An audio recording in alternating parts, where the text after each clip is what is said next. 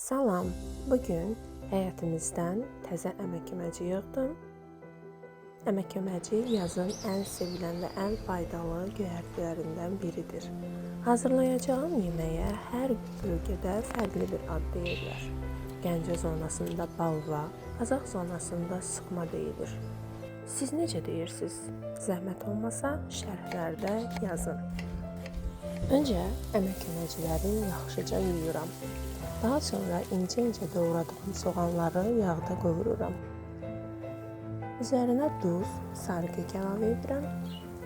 Daha sonra yarım stəkan yumru düyüb, 1-2 stəkan su əlavə edib, qapağını örtüb, düyünün tam bişməsini gözləyirəm. Sonra doğradığım əmək köməkçiləri əlavə edirəm və biraz da bişirirəm. Servis edərkən sarımsaq qatıqla nuş edirik.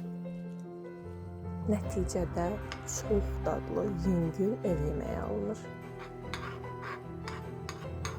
Hazırlayacaq olan hər kəsə öncədən nuş olsun. Kanalımı izləməyi və videonu bəyənməyi unutmayın. Hələlik.